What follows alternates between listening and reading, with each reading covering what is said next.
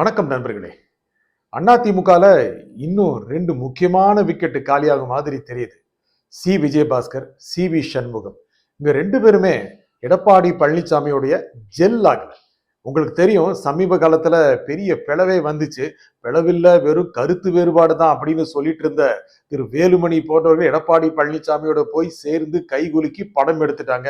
ஆனா மகிழ்ச்சியே இல்லையே முகத்துல அப்படின்னு நிறைய பத்திரிகையாளர்கள் கருத்து போட்டுட்டாங்க. சும்மா போய் உட்கார்ந்துட்டு வந்துட்டாங்க போல இருக்கு. 2 பேருக்கும் வேற வழி இல்லை. ஆனால் தன்மான சிங்கங்கள் விஜயபாஸ்கரும் சண்முகமும் போக மாட்டேன்னு சொல்லிட்டாங்களே, அடுத்து என்ன செய்வாங்களா? இருக்கவே இருக்கு பனையூரு. அது உடனுக்குடனே சொல்ல மாட்டாங்க. ரொம்ப ஸ்லோ டெவலப்மெண்டா இருக்கும் மாதிரி தெரியுது. இந்த 3 எம்எல்ஏ வந்தாங்க, அப்புறம் எசைக்கு சுப்பையா வந்தாரு. இவங்கெல்லாம் தடாலடியா ராஜினாமா பண்ணாங்க.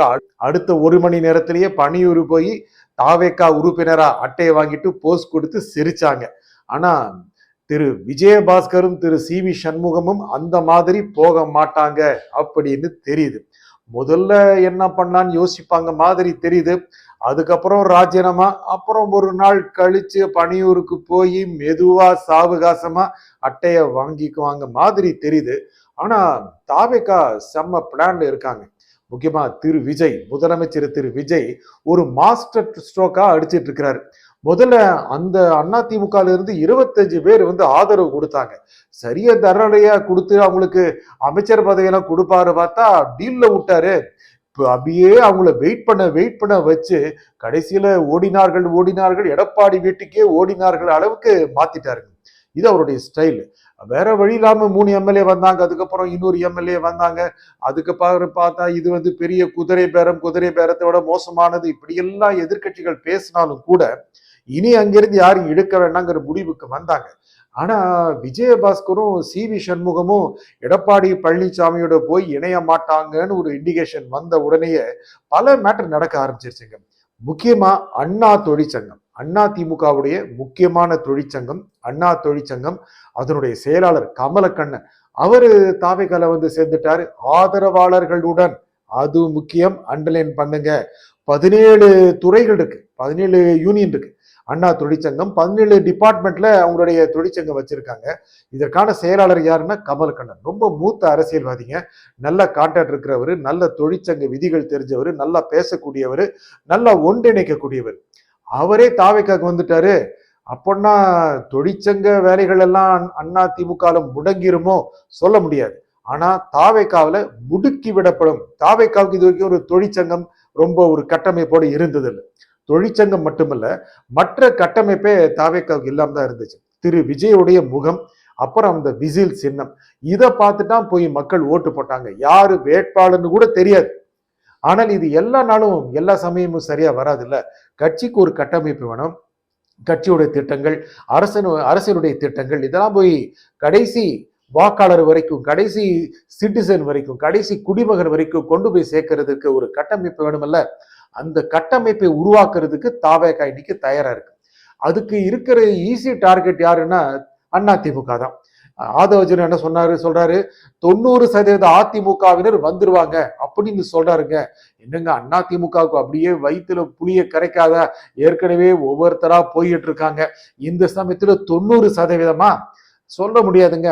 அதிமுகவுக்கு இப்ப ரொம்ப பிடிச்ச கட்சியா தாவேக்கா இருக்கு.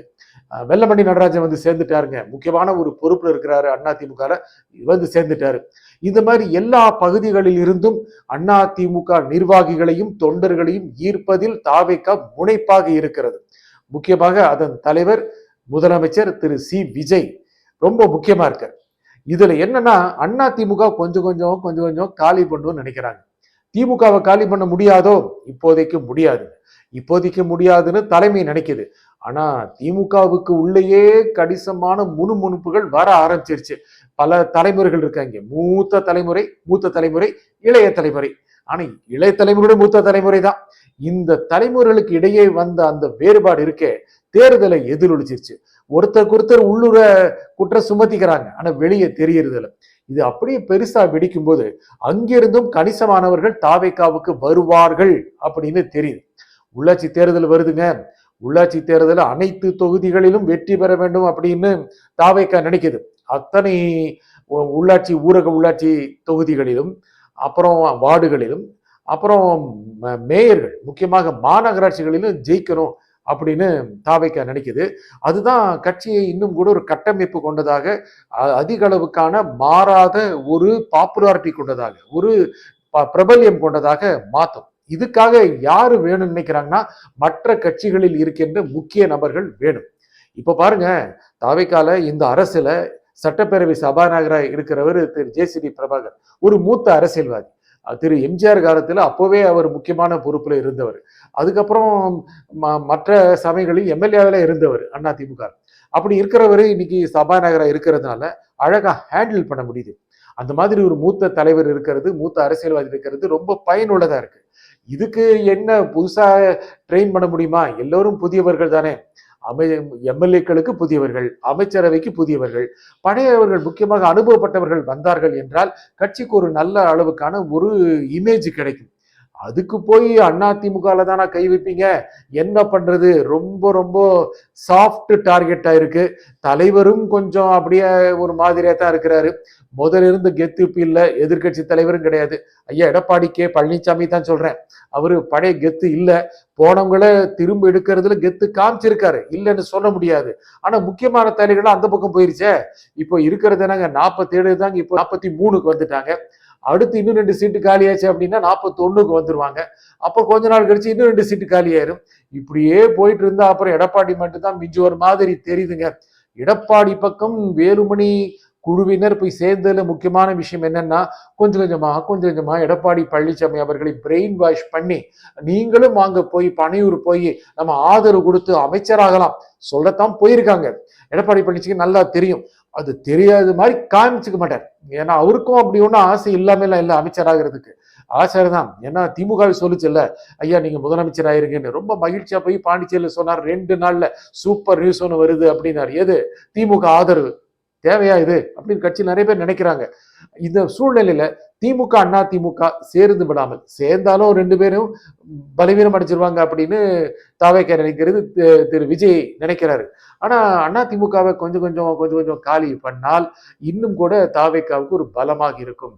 மிகச்சிறந்த அளவுக்கான ஒரு வளர்ச்சிக்கு அது வழிவகுக்கும் அப்படின்னு நினைக்கிறாங்க. மேலும் இப்போ சமீபத்தில் வந்த ராஜினாமா செய்து விட்டு வந்த எம்எல்ஏக்களுக்கு அதே இடம் கொடுக்கப்படுமாங்கிறது தெரியல. புதிதாக வந்த அதிமுக காரர்களுக்கு அந்த இடம் கொடுக்கப்படலாம். ஏன்னா ஒரு புது விதமான பாலிடிக்ஸை ஆடணும்னு விஜய் நினைக்கிறாரு. கொஞ்சம் ஸ்ட்ரெயிட் ஃபார்வர்டா ஆடணும்னு நினைக்கிறாரு. ஆனா அதே சமயம் பாலிடிக்ஸா ஆடணும்னு நினைக்கிறாரு. அவருடைய இந்த மாஸ்டர் ஸ்ட்ரோக்ல அப்படியே அதிமுக இருந்து ஒவ்வொரு விக்கெட்டா விழுந்துட்டு இருக்கு. அடுத்து 2 முக்கியமான விக்கெட் விழுந்துரும் போல இருக்கு. வாரத்துக்கு 2 விக்கெட் விழுந்தா அப்புறம் அதிமுக என்னத்துக்கு ஆகும்? நன்றி, வணக்கம்.